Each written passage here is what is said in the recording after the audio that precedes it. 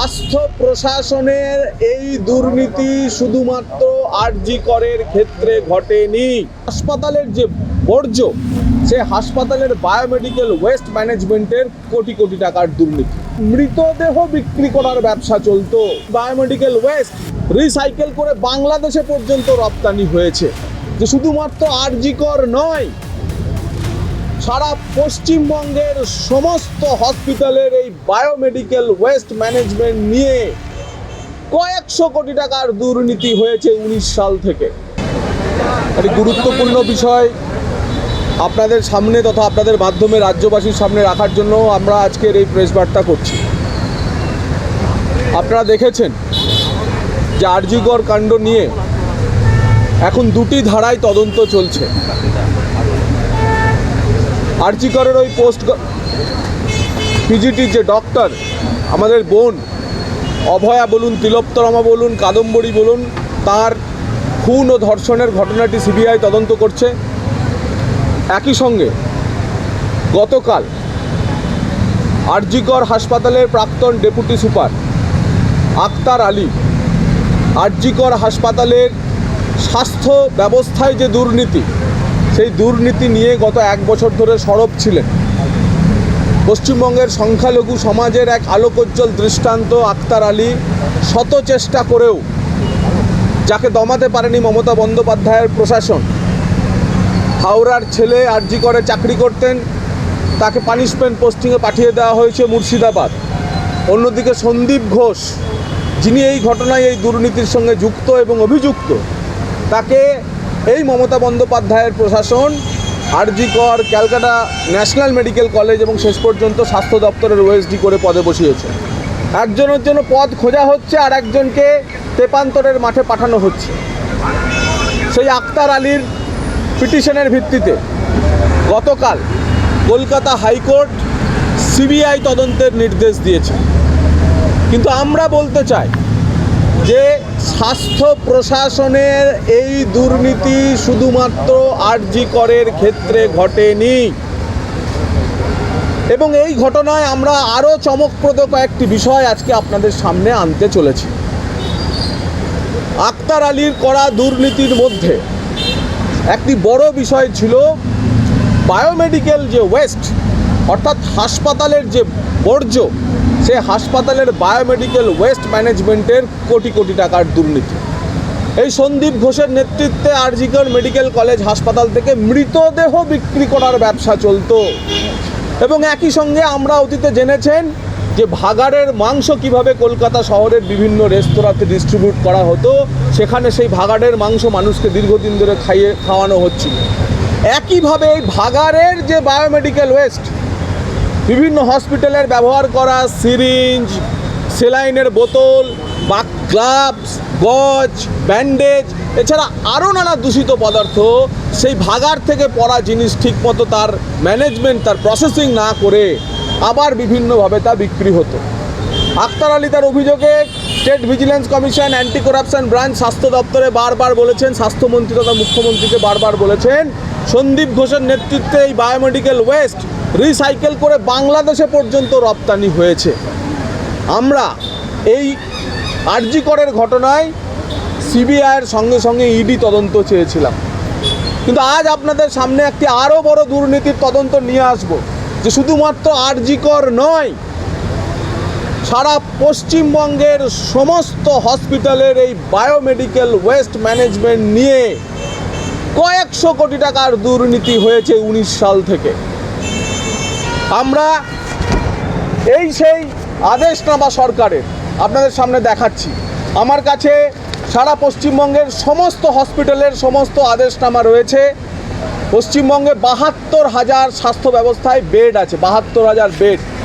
এই 72,000 বেড থেকে 52,000 বেডের বায়োমেডিক্যাল ওয়েস্ট, তা সেখান থেকে বেড পিছু যে বায়োমেডিক্যাল ওয়েস্ট তৈরি হচ্ছে, বর্জ্য তৈরি হচ্ছে, সেই বর্জ্য সংগ্রহ করে তা নির্দিষ্ট প্ল্যান্টে গিয়ে, আধুনিক প্ল্যান্টে গিয়ে তা ম্যানেজমেন্ট করে তাকে নষ্ট করে দেওয়ার যে কাজ, সেই কাজ আরজিকর হাসপাতালে 2019 সালে একটি সংস্থাকে দেওয়া হয়। আরজিকর হাসপাতালে একটি সংস্থাকে দেওয়া হয়, আমি সেই সংস্থার নাম বলছি না। সেই সংস্থাকেই ৭২,০০০ বেডের মধ্যে শয্যার মধ্যে ৫২,০০০ শয্যার অর্ডার বা বরাত দেওয়া হয়েছিল। এই তার সমস্ত আদেশনামা, এই তার সমস্ত মেডিকেল কলেজের হাসপাতালের সমস্ত দেওয়ার আদেশনামা। কিন্তু ঘটনাচক্রে যে সংস্থাকে এই বরাত দেওয়া হয়েছিল সেই সংস্থার পশ্চিমবঙ্গে কোনো বায়োমেডিক্যাল ওয়েস্ট ম্যানেজমেন্টের কোনো প্ল্যানটি ছিল না। এখানে আবার আপনাদের নিয়ে আসি আক্তার আলীর করা অভিযোগের ভিত্তিতে।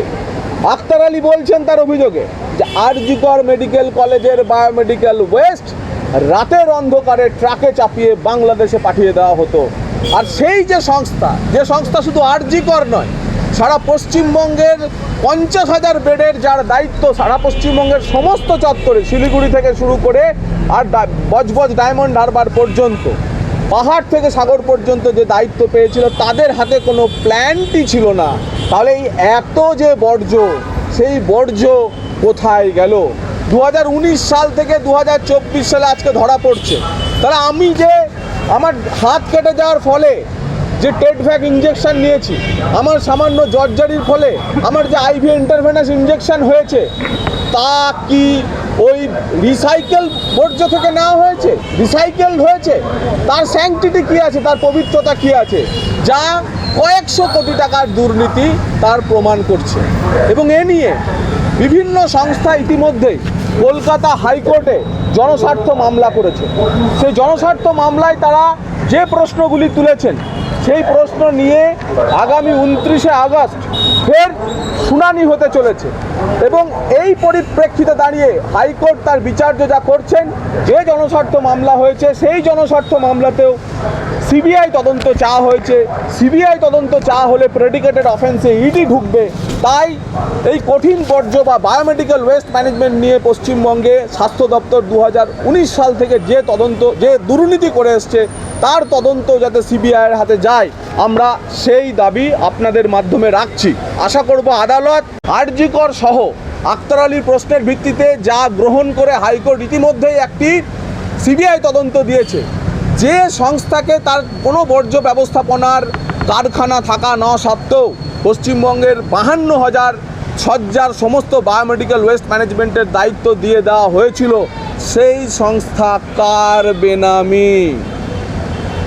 এই সংস্থাটির সঙ্গে তথাকথিত নর্থ বেঙ্গল লবির কি যোগ? এই সংস্থার শেয়ার বেনামে মুখ্যমন্ত্রীর কোন নিকট আত্মীয়ের হাতে রয়েছে? এই সংস্থার কোন আমলার নিকট আত্মীয়ের হাতে এই সংস্থার শেয়ার রয়েছে? রাজীব সিনহা, যে সময় তিনি স্বাস্থ্য দপ্তরের অতিরিক্ত মুখ্য সচিব ছিলেন, যিনি এই বরাত দিয়েছিলেন, রাজীব সিনহাকে বলতে হবে যে রাজীব সিনহা মহাশয়, আপনি কি সই করে দিয়েছিলেন এই বরাত, নাকি আপনার ফাইলে চূড়ান্ত স্বাক্ষর স্বাস্থ্যমন্ত্রী করেছিলেন? এ প্রসঙ্গে বলে রাখি যে মনীষ জৈন তৎকালীন শিক্ষা সচিব এসএসসি স্ক্যাম নিয়ে যখন যাবতীয় তদন্ত সিবিআইয়ের হাতে এলো, তিনি সেই এসএসসির ফাইলটি সিবিআইয়ের হাতে পৌঁছে দিয়ে বললেন, হুজুর আমি তো সই করিনি, সই করেছিলেন শিক্ষামন্ত্রী পার্থ চট্টোপাধ্যায়। পার্থ চট্টোপাধ্যায় আজ কোথায় আছেন আপনারা জানেন। আমরা প্রশ্ন করতে চাই, তৎকালীন স্বাস্থ্য দপ্তরের অতিরিক্ত মুখ্য সচিব রাজীব সিনহা কি নিজে এই ৫৫,০০০ ৫২,০০০ বেডের বায়োমেডিক্যাল ওয়েস্ট ম্যানেজমেন্টের ভার করেছিলেন, নাকি স্বাস্থ্যমন্ত্রী ফাইলে সই করে তার অনুমোদন দিয়েছিলেন? আরও প্রশ্ন করতে চাই, এই দুর্নীতি যাতে বাইরে না আসে, সেই কারণেই কি অতিরিক্ত মুখ্য সচিবকে এখন রাজ্য নির্বাচন কমিশনার পদে ৫ বছরের আবার চাকরি দেওয়া হয়েছে? তাই এই যে ৫-৬টি প্রশ্ন, এই ৫-৬টি প্রশ্নের উত্তর আশা করব মুখ্যমন্ত্রী আমাদের দেবেন, স্বাস্থ্যমন্ত্রী আমাদের দেবেন, স্বাস্থ্য সচিব আমাদের দেবেন। আবার আপনাদের স্বার্থে এই যে বায়োমেডিক্যাল ওয়েস্ট ম্যানেজমেন্ট দুর্নীতি, যে দুর্নীতির সিবিআই তদন্ত চেয়ে ইতিমধ্যেই কলকাতা হাইকোর্টে জনস্বার্থ মামলা হয়েছে, আগামী ২৯শে আগস্ট যে মামলার চূড়ান্ত শুনানি হবে, সেই মামলার সূত্র ধরেই বলছি, আক্তার আলী যে বায়োমেডিক্যাল ওয়েস্ট ম্যানেজমেন্টের নিয়ে বড় ধরনের দুর্নীতির কথা তুললেন, যে দুর্নীতি নিয়ে সিবিআই তদন্তের নির্দেশ ইতিমধ্যেই মহামান্য বিচারপতি রাজশ্রী ভরদ্বাজের বেঞ্চ দিয়েছেন, যার ফলে সন্দীপ ঘোষ দুর্নীতির আওতায় এসেছেন। সেই আরজি করে বায়োমেডিক্যাল ওয়েস্ট ম্যানেজমেন্ট যে সংস্থার হাতে দেওয়া হয়েছিল পশ্চিমবঙ্গে, শুধু আরজি কর না, আরও 52,000 শয্যার বায়োমেডিক্যাল ওয়েস্ট ম্যানেজমেন্ট ওই একই সংস্থাকে দেওয়া হয়েছিল। আমাদের প্রশ্নগুলি হচ্ছে এখন, এই সংস্থাটি কার বেনামি? এই সংস্থার সঙ্গে তথাকথিত নর্থ বেঙ্গল লবির যোগ কী? এই সংস্থার সঙ্গে মুখ্যমন্ত্রীর কোনো নিকট আত্মীয়ের যোগ আছে কি না? এই সংস্থার সঙ্গে কোন আমলার নিকট আত্মীয়ের শেয়ার হোল্ডিং আছে? এই সংস্থাকে কেন কোনো রকমের টেন্ডারিং প্রসেসের যে 2016 সালের যে বায়োমেডিক্যাল ওয়েস্ট ম্যানেজমেন্ট প্রসেসিংয়ের যে রুলস, সেই রুলস ভায়োলেট করে দেওয়া হয়েছিল, এবং যখন দেওয়া হয়েছে তখন তা অতিরিক্ত মুখ্য সচিব নিজের দায়িত্বে সই করে এই ফাইল বরাদ দিয়েছিলেন, না তৎকালীন স্বাস্থ্যমন্ত্রী তথা মুখ্যমন্ত্রী ওই ফাইলে সাইন করে এই বরাত মঞ্জুর করেছিলেন? আজ এই যে রিসাইকেল ওয়েস্ট ম্যানেজমেন্ট, ভাগাড়ের মাংস খাওয়ার মতো ভাগাড়ের সিরিঞ্জ, ভাগাড়ের তুলো, ভাগাড়ের যাবতীয় স্বাস্থ্যর জন্য বর্জ্য হয়ে বাতিল করে দেওয়া যে সমস্ত স্বাস্থ্য বর্জ্য, সেই স্বাস্থ্য বর্জ্য আমরা ব্যবহার করছি না তো? আমাদের হেলথ হ্যাজার্ডের জন্য আমরা কেউ HIV আক্রান্ত হয়ে গেছি না তো? আমরা কোনো ইনফেকশাস ডিজিজের আক্রান্ত হয়ে গেছি না তো? এই প্রশ্নের জবাব আজ মুখ্যমন্ত্রী, স্বাস্থ্যমন্ত্রী, স্বাস্থ্য সচিবকে দিতে হবে। আমি সেই উত্তরবঙ্গ লাভী প্রভাব দেখাতেই আজকে সারা পশ্চিমবঙ্গের বায়োমেডিক্যাল ওয়েস্ট ম্যানেজমেন্টের যে কয়েকশো কোটি টাকা দুর্নীতি হয়েছে তা আপনাদের সামনে নিয়ে এলাম। আপনারাও সেই উত্তরবঙ্গ লবির যিনি মূল হোতা, যার কথাতে স্বাস্থ্য সচিব থরথর করে কাঁপতো, স্বাস্থ্য ভবনে তার একটা ফোন গেলে তারা মুখ্যমন্ত্রীর কাছেও আর কোনো কিছু জিজ্ঞাসা করতেন না, কারণ তিনিই ছিলেন বকলমে স্বাস্থ্যমন্ত্রী। আজকে সেই উত্তরবঙ্গ লবির প্রভাব আর দুর্নীতির কী প্রভাব, কতটা প্রভাবশালী ছিলেন তা আপনাদের সামনে নিয়ে এলাম। জবাব তাদেরকেই দিতে হবে। লোকে বলছে এসপিডি। দেখুন, সঞ্জয় সেন তদন্তকারীদের সামনে কি বলছেন সেটা আমাদের জানা নেই, কিন্তু পারিপার্শ্বিক তথ্য প্রমাণ বা পারিপার্শ্বিক ঘটনা যা বলছে, এ কাজ একার নয়, একাধিক ব্যক্তি জড়িত, এবং সেই কারণে সিবিআইয়ের কাছেও আমরা দাবি করছি যে সায়েন্টিফিক ওয়েতে আপনারা যেভাবে এগোচ্ছেন, মানুষের ধৈর্য কিন্তু আর থাকছে না। আপনারা দ্রুত আরও যারা মাথা নেংটি ছেড়ে ধীরে ধরার যে আহ্বান সমাজ জানিয়েছে, সেই ধীরে ধরার কাজ শুরু করুন। আরজি করের আগেও অনেক চিকিৎসকের দেহ উদ্ধার হয়েছে, সেগুলো কি তদন্ত হওয়া দরকার? নিশ্চয়ই। এই 2 বছর আগেই একটি সুইসাইডের ঘটনা ঘটেছিল, এবং এই যে বিরাট চক্র কাজ করছে, সেই চক্রের ঢেড়েকে সন্দীপ ঘোষের এটা থামছে না, এটা সন্দীপ ঘোষের উপরেও আছে। তো সেজন্য এই সন্দীপ ঘোষের উপরেও স্তরের যারা আছে তাদেরকেও এবার এই আদালতের প্রক্রিয়ায় আনতে হবে। এই যে জনস্বার্থ মামলাটি হয়েছে, 29 তারিখে যদি এটারও সিবিআই তদন্ত হয়, তাহলে স্বাস্থ্য দপ্তরের রেশন দুর্নীতি, খাদ্যের দুর্নীতি, শিক্ষা দুর্নীতির পর এবার স্বাস্থ্যে একটি বড় ধরনের দুর্নীতি, এবং তার তদন্ত ইডি সিবিআইয়ের হাতে যেতে চলেছে। রাজ্যের মন্ত্রী নন, তিনি এখন রাজ্যের কারামন্ত্রী। তাঁর এই বক্তৃতার মধ্যে আপনারা বিপ্লব খুঁজেন না, আমি এর মধ্যে ষড়যন্ত্র দেখছি। কারামন্ত্রী যদি বলেন সঞ্জয় ধনঞ্জয় হতে পারে, তার মানে ধনঞ্জয়কে ক্ষুদিরাম সঞ্জয়কে ক্ষুদিরাম বানানোর কাজ কারামন্ত্রী নিজেই হয়তো করতে চাইছেন। যদি সঞ্জয় রায়ের কারাবাসে থাকাকালীন কোনো বিপদ ঘটে যায়, তা আরও বড় ধরনের বিপর্যয়, কারণ যেভাবে এই রাজ্য সরকার তথ্য প্রমাণ নষ্ট করে দেওয়ার খেলায় নেমেছে, তাতে এই সরকারের উপর কোনো ভরসা নেই। আমরা তো এবার আমাদের আবেদন জানাতে হবে, সমাজ থেকে আবেদন উঠবে যে পশ্চিমবঙ্গের কারাতেও, কারামন্ত্রীর এই বিবৃতির পরে যে পশ্চিমবঙ্গের কারাতেও আর সঞ্জয় রায়ের সুরক্ষা নিশ্চিত নয়, কারণ এই তদন্তের শিখরে পৌঁছানোর জন্য সঞ্জয় রায়কে বেঁচে থাকতে হবে।